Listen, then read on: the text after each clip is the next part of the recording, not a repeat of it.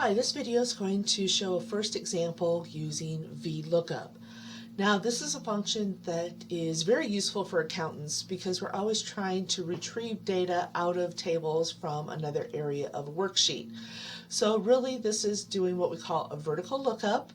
It's finding a row that matches, and then it's looking for which column, which is where it gets the vertical lookup that it wants to return. So it may find a match in row 32, and then we tell it to return the value in, say, the third column of row 32. So if we look over here at the worksheet, we can see that the layout of a VLOOKUP. So the first thing we need is a lookup value. Then we need a table, which we're looking up that information, a column number, and then we need a range lookup. I think of this more of a match type.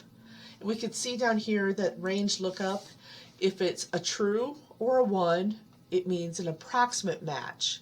That means it's going to find the closest value without going over. And false or a 0 is an exact match. If I do not add this to the formula, it will actually assume that it is a true. So it will look for an approximate match. Now, this may work in many cases, but if your data is not quite set up for an approximate match, that will not work. So what we're going to do here is look at score. We're going to go ahead and try to find the score to fill in the GPA. So over here I have a table, and in this table I have our scores here, a letter grade, and a GPA. So one of the things I need to notice here is, first of all, the data is sorted. The data must be sorted for an approximate match. The exam scores that I'm looking up are in the first column. In order to use VLOOKUP, your data that you're wanting to look up should reside in the first column.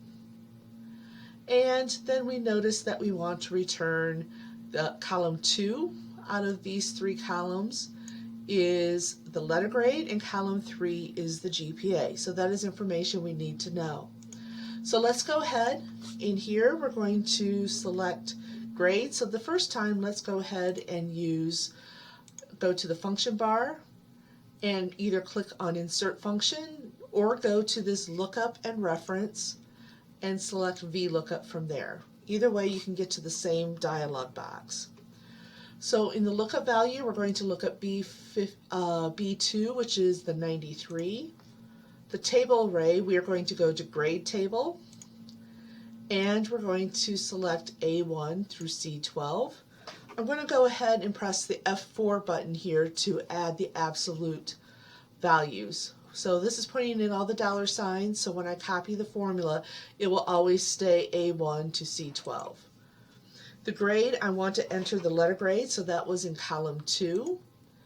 Now, if you remember, the data did not have all 100 possible scores, so therefore we want an approximate match. It's going to find the closest value without going over. So I entered a true there. And I'm going to go ahead and click OK. From here, I can go ahead and double click, and that will copy the formula down through all almost 100 cells. I could hit Control Home to go back to the top. Now here in GPA, we want to return the third column. So really the formula is exactly the same. I'm going to go here and start typing equals VLOOKUP, left paren. It gives me some little hints here just in case I forget which order to put the values. I'm going to put in a B2, which is pointing to the 93. I'm going to enter the table array, which is over here on grade table. And once again, I'm going to put F4 to keep it absolute. And this time I want to return column 3, and I still want an approximate match. And I'm going to go ahead and double click, and that will fill in the rest of the scores. So in this example, we used an approximate match because we did not have all the values in the lookup table, and we're able to use VLOOKUP because the score is the first column of the data. Otherwise, we may have to work with match index. I hope this helps further explain this problem. Thank you.